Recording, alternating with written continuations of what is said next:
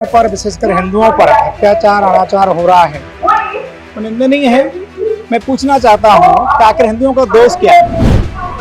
हिंदू या आप कहेंगे यहाँ क्यों कर रहे हो? आज जो कुछ बांग्लादेश में हो रहा है कल यहाँ भी हो सकता है। तो हिंदुओं की संख्या वहाँ 30% थी, आज वहाँ संख्या हिंदुओं की बाद में 22%, आज 9% है। हिंदू हैं तो नागरिक तो उनके हैं, तो अपने नागरिकों की रक्षा करना वहाँ की सरकार का नैतिक कर्तव्य बनता है। नुकसानी किसको? हिंदू को।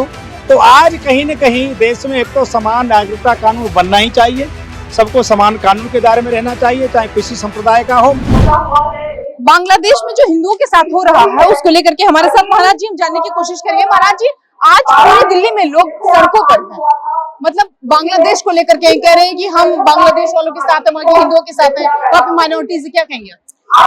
बांग्लादेश में जिस प्रकार से अल्पसंख्यकों पर विशेषकर हिंदुओं पर अत्याचार अनाचार हो रहा है वो निंदनीय है। मैं पूछना चाहता हूँ कि आखिर हिंदुओं का दोष क्या है? वहाँ आरक्षण आंदोलन चल रहा था, उसका हिंदू कोई लेना देना नहीं। वहाँ सरकार थी, उससे हिंदू का लेना देना नहीं। मुसलमान थी, वहाँ मुख्यमंत्री प्रधानमंत्री। तो आज की वर्तमान जो सरकार वहाँ गठित हुई है उसका कर्तव्य अपने नागरिकों की, क्योंकि वो बांग्लादेश के नागरिक हैं, हिंदू हैं तो नागरिक तो उनके हैं, तो अपने नागरिकों की रक्षा करना वहाँ की सरकार का नैतिक कर्तव्य बनता है। एक बात। तीसरा, मैं पूछना चाहता हूँ क्या हिंदू होना अपराध है? पाकिस्तान में हिंदू नहीं रह सकता, बांग्लादेश में हिंदू नहीं रह सकता, अफगानिस्तान हिंदू नहीं रह सकता? क्या हो रहा है? इस प्रकार का जो इस्लामिक कट्टरवाद चल रहा है से पूरी दुनिया को सचेत करने की आवश्यकता है। हिंदू या आप कहेंगे यहाँ क्यों कर रहे हो? आज जो कुछ बांग्लादेश में हो रहा है कल यहाँ भी हो सकता है। इसलिए हम हिंदू समाज को जगाना चाहते हैं कि हिंदू समाज को जातिवाद क्षेत्रवाद छोड़ करके राष्ट्र धर्म के लिए एकजुट होना पड़ेगा। आज बांग्लादेश में हमारी बहन बेटियों का जो खुला अपमान हो रहा है, क्यों? केवल हिंदू हैं इसलिए। तो आपने कहा भी कि जो बांग्लादेश में हिंदुओं के साथ हो रहा है वो यहाँ भी हो सकता है, ऐसा क्यों लगता है आपको? देखिए, ये देश जब बांग्लादेश बना था तो हिंदुओं की संख्या वहाँ 30% थी, आज वहाँ संख्या हिंदुओं की बाद में 22%, आज 9% है बांग्लादेश में। पाकिस्तान में 0% रह गई है। यहाँ जब हिंदुस्तान बना 1947 में, तब मुसलमानों की जो परसेंटेज था 4% था, आज 22 से ऊपर हो रहा है। जिसको उनको सिखाया जाता है कि केवल अल्लाह को नहीं मानता उसे जीने का अधिकार नहीं। तो जिस प्रकार से भारत में इस्लामीकरण हो रहा है तो खतरा किसको? हिंदू को। परेशानी किसको? हिंदू को। तो आज कहीं न कहीं देश में एक तो समान नागरिकता कानून बनना ही चाहिए, सबको समान कानून के दायरे में रहना चाहिए, चाहे किसी संप्रदाय का हो। जिस प्रकार से देश में इस्लामीकरण हो रहा है उससे देश के हिंदुओं को सावधान रहने की और संगठित रहने की आवश्यकता है। महाराज जी, सवाल ये भी लोगों की तरफ से किया गया था कि इसको हिंदू राष्ट्र घोषित कर देना चाहिए। तो जब एक तरफ ये सवाल उठ रहा है हिंदू राष्ट्र घोषित करना है, तो दूसरी तरफ आप कह रहे हैं कि हिंदुओं के लिए खतरा है, माइनॉरिटीज तो यहाँ पर है नहीं। हम तो आज भी चाहते हैं कि हिंदू राष्ट्र बने, परंतु मैं जैसे कह रहा हूँ ना कि अभी जैसे एक सरकार ने प्रयास किया कि वक्फ बोर्ड है उसमें संशोधन करना। भाई वक्फ बोर्ड की जरूरत क्या है? रक्षा मंत्रालय, रेल मंत्रालय के बाद सबसे ज्यादा भूमि उनकी है, अवैध कब्जा है। वक्फ बोर्ड किसी को कह देगा मेरा घर है, तो जिसका घर है वो सबूत देगा कि तुम्हारा घर नहीं, हमारा घर है। वक्फ बोर्ड को कुछ नहीं है, वक्फ बोर्ड में जाएगा मुसलमान ही होगा, जज वही वकील होगा, क्या है? अन्याय नहीं तो क्या है? इसलिए मैं कह रहा हूँ वक्फ बोर्ड के माध्यम से, इस्लामिक कट्टरवाद के माध्यम से भारत को इस्लामीकरण करने का कुचक्र चल रहा है, उसे समान नागरिकता से ही समाप्त किया जा सकता है। आज जो यहाँ पर हिंदू महिलाएं जो यहाँ जंतर मंतर पर, सिर्फ यही दिल्ली की नहीं बात करें, पूरे देश में सड़कों पर हैं, डर सताए जा रहा है कि कहीं कुछ ऐसा ना हो कि हमारी भी स्थिति बांग्लादेश की तरह हो जाए। देखिए, मैं एक तो आपको पूछा, आज मानवाधिकार वाले कहाँ गए? चिल्लाते थे, आज क्यों नहीं? क्योंकि हिंदू कट रहा है, हिंदू मर रहा है, इसलिए ना। कोई मानवाधिकार नहीं बोल रहा, कोई देश नहीं बोल रहा, क्योंकि हिंदू कट रहा है। तो क्या हिंदू अपनी आवाज भी बुलंद नहीं कर सकता? आज इस माध्यम से हम पूरी दुनिया को बताना चाहते हैं कि पूरी दुनिया का हिंदू एक है।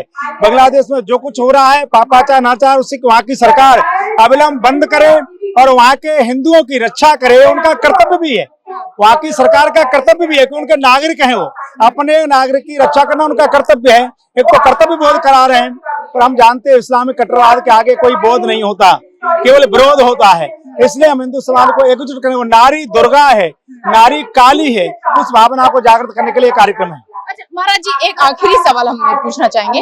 लोग ये कह रहे हैं कि वहां पर प्रधानमंत्री जो वो एक इस्लामिक कंट्री है, सबको पता है बांग्लादेश, प्रधानमंत्री है वो भी मुसलमान है और वहां पर माइनॉरिटीज भी है हिंदुओं की, तो यही वजह कि वहां पर दबाया जा रहा है, वहां पर उनके साथ अत्याचार किया जा रहा है। लेकिन यहाँ भारत में ऐसा कुछ होने के चांस नहीं है, यहाँ पर माइनॉरिटी में हिंदू नहीं है, यहाँ पर जो प्रधानमंत्री है वो नहीं है, सारी चीजें। कब तक चंद्र तान के सोते रहेंगे? कब तक? हिंदू यहाँ मुसलमान 4% से 22% हो गया। कौन गारंटी लेगा कि 50% नहीं हो जाएंगे, और कौन गारंटी लेगा जब 50% हो जाएंगे तो जो चाहेंगे सो नहीं करेंगे। देखिए, मुसलमान किसी संविधान को नहीं मानता, किसी कानून को नहीं मानता, केवल शरीयत को मानता है, और उसको दिन में 5 बार यही सिखाया जाता है कि यही मानो। तो क्या होगा? हर घर में कहीं न कहीं आतंकवाद पनपाने की कोशिश की जा रही है। तो हम हिंदू को एकजुट कर रहे हैं, ये जो सावधानी हो जाएगी तो मुश्किल होगा। जिस प्रकार से देश का इस्लामीकरण हो रहा है, हम हिंदू समाज एकजुट ही तो कर रहे हैं। हम किसी पे हमला नहीं कर रहे, हम किसी को मार नहीं रहे, और हम अपने समाज को एकजुट करना है, हमारा कर्तव्य है। महाराज जी, जब ये जो है वो हिंदू राष्ट्र घोषित हो जाएगा तो आपको ये नहीं लगता कि जो मुसलमान है उनके साथ अत्याचार होगा, उनको कहीं ना कहीं वो ये सोचेंगे कि मैं दब रहा हूँ यहाँ पर? एक उदाहरण बता दीजिए, किसी हिंदू समाज ने किसी दूसरे धर्म पर, दूसरे व्यक्ति पर हमला किया हो। भाईचारा करते करते हिंदू बेचारा बन गया। तो हम किसी पे हमला करते होते तो 1947 के बाद यहाँ कोई मुसलमान होता है क्या? बताइए। पाकिस्तान में हिंदू नहीं है तो यहाँ कोई मुसलमान होता है क्या? हम तो तब भी भाईचारा मानते थे, आज भी भाई, पर बेचारा बन के हिंदू नहीं रहना चाहता, क्योंकि हिंदुस्तान के अलावा हमको कहीं जगह नहीं है।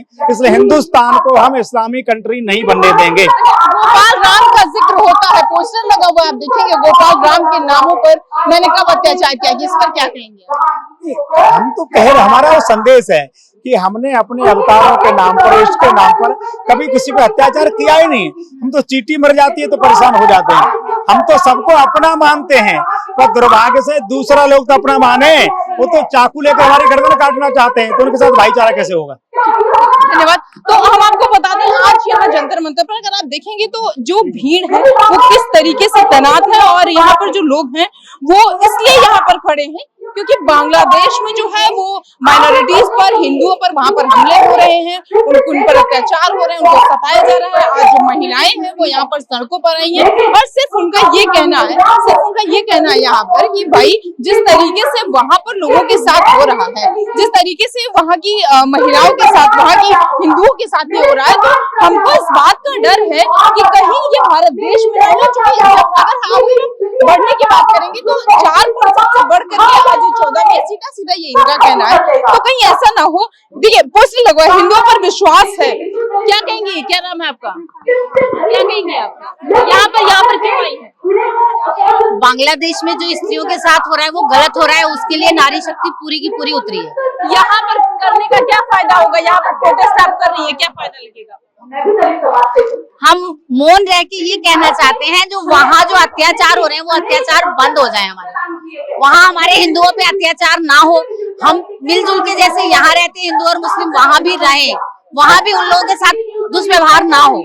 नारी को सम्मान दिया जाता है, हिंदुस्तान में भी दिया जाता है, वहाँ भी दिया जाए, वहाँ भी उनके साथ सम्मान का व्यवहार। क्या कहेंगी? आज आप यहाँ पर खड़ी हुई हैं, हाथ में झंडा है, जो प्रोटेस्ट है ये मौन प्रोटेस्ट है। सबसे बड़ी बात यह है, ये कह रहे हैं हम बोलेंगे नहीं जो वहाँ पर हिंदुओं के साथ हो रहा है, जो कुछ भी वहाँ हो रहा है, बस हम यहाँ पर अपनी प्रेजेंस दिखाएंगे, अपनी प्रेजेंटेशन दिखाएंगे, और जो वायलेंस वहाँ पर हो रहा है उसको रोकने की कोशिश करेंगे। यही वजह है कि इस तरीके से ये कहा जाता है कि जो अत्याचार हो रहे हैं हम किसी का बुरा नहीं करते हैं, हम जो है वो कुछ नहीं करते, फिर हिंदुओं को ऐसे क्यों दबाया जा रहा है? जो भी इस्लामिक कंट्री है, ये भारत देश, यहाँ पर सबको रहने का अधिकार है, लेकिन अगर आप इस पर गौर करेंगे तो जो